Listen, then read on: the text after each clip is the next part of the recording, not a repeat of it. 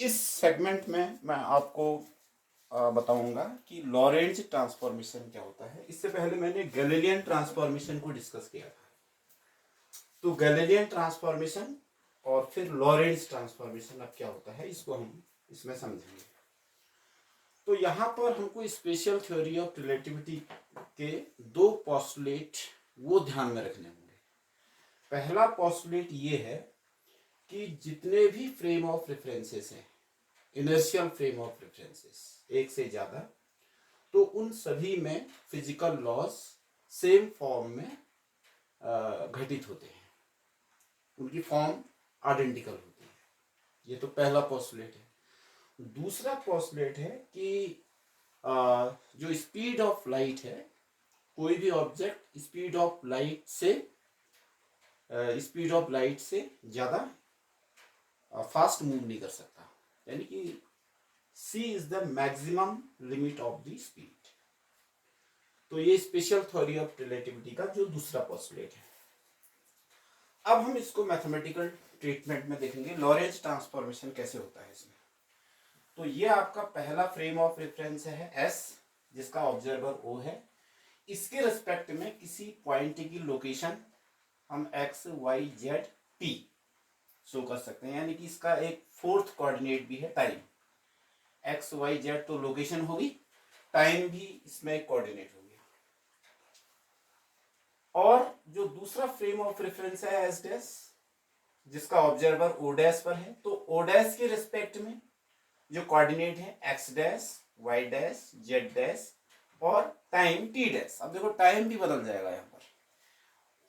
जो अनदर आपका frame of reference है S डैश, उसके ऑब्जर्वर ने टाइम t रिकॉर्ड नहीं किया, वो टाइम t डैश रिकॉर्ड करेगा।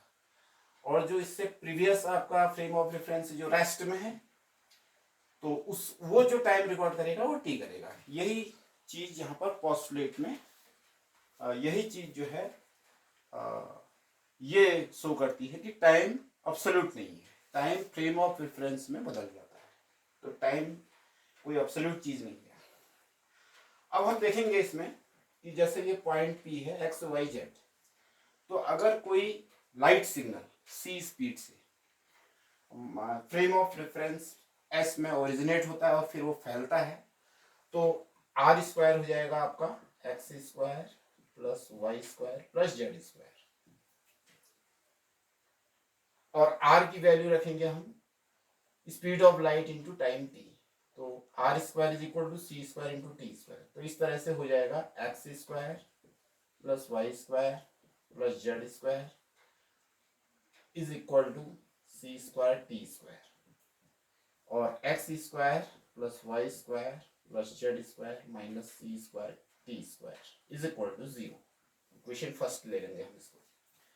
अब जो आपका सेकंड फ्रेम ऑफ रेफरेंस है, इसी इक्वेशन को, ये जो इक्वेशन पहले फ्रेम ऑफ रेफरेंस के लिए विद रेस्पेक्ट टू ऑब्जर्वर ओ आई, अब सेकंड फ्रेम ऑफ रेफरेंस जो कि v स्पीड से आगे को मूव कर रहा है, उसके ऑब्जर्वर ओ डैश के रिस्पेक्ट में इक्वेशन हो जाएंगी x dash square plus y dash square plus z dash square minus c square t dash square is equal to 0। ये इक्वेशन सेकंड हो जाएगी।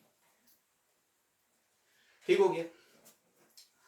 अब यहां पर हम सुविधा के लिए हमने जो दूसरा फ्रेम ऑफ रेफरेंस है वो along the x direction v speed से मूव कर रहा है। तो ना तो ये frame of reference s dash y direction में मूव कर रहा है और ना ही z डायरेक्शन में मूव कर रहा है। तो इसका मतलब y और z के जो कोऑर्डिनेट हैं वो वही रहेंगे जो विद रेस्पेक्ट टू o है। तो यहां पर क्या हो जाएगा, यहां पर जो है y is equal to y dash comma z is equal to z dash. अब इस तरह से हम इसको लिख सकते हैं, इसको हम लिखेंगे x square minus c square t square is equal to lambda x dash square minus c square t dash square.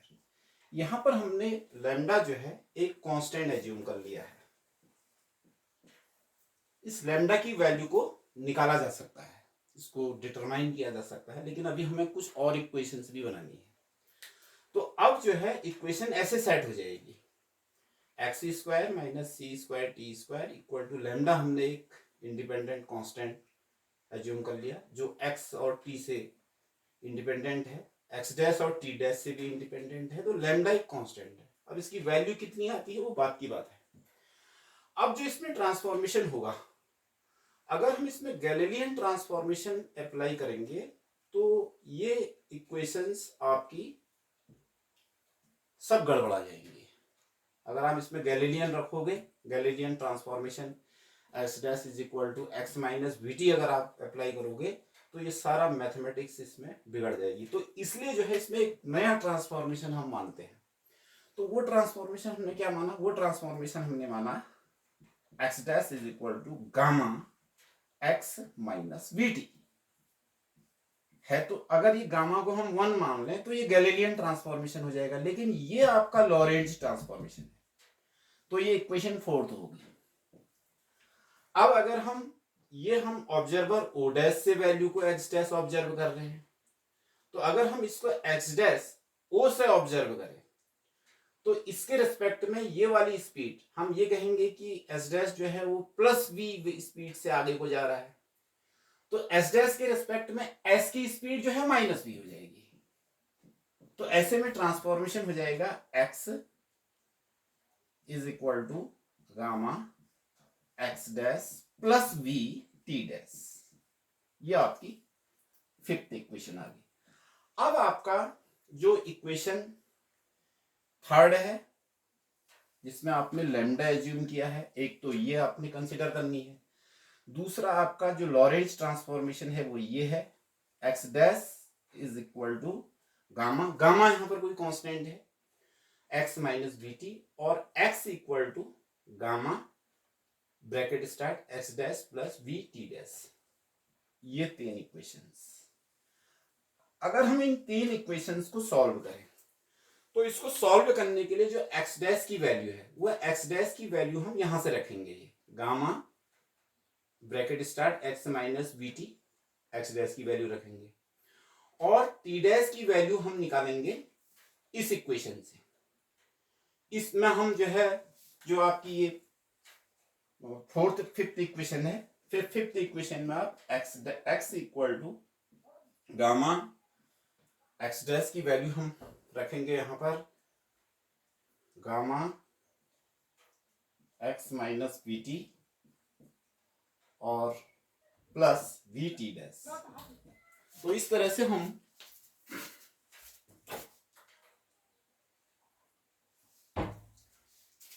यहां से हम टी डैश की वैल्यू निकालेंगे और एक्स डैश की वैल्यू यहां से निकालेंगे। ये पहले से रखी हुई है ये ट्रांसफॉर्मेशन में, लॉरेंज ट्रांसफॉर्मेशन में। तो हम टी की टी डैश की वैल्यू इस इक्वेशन से और एक्स डैश की वैल्यू 4th इक्वेशन से जब हम 3rd में रखेंगे तो हमको एक रिजल्ट तो मिलेगा लैम्डा इक्वल टू 1।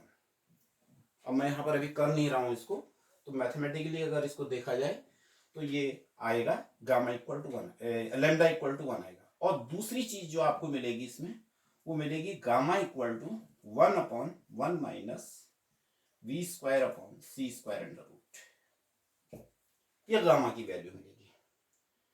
तो इस तरह से हमारे जो गैलीलियन ट्रांसफॉर्मेशन आएंगे, मैं यहां पर उनको समराइज कर देता हूं।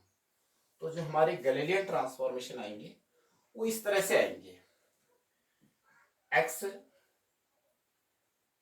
X dash is equal to x minus v t upon 1 minus v square upon c square under root. एक तो ये आएगा, दूसरा y dash is equal to y आएगा, और z dash is equal to z आएगा, और t dash is equal to आ जाएगा t minus v x upon c square upon under root 1 minus v square upon c square. तो ये transformation हमें, ये वाले जो ट्रांसफॉर्मेशन है ये आपके लॉरेंज ट्रांसफॉर्मेशन कहलाते हैं।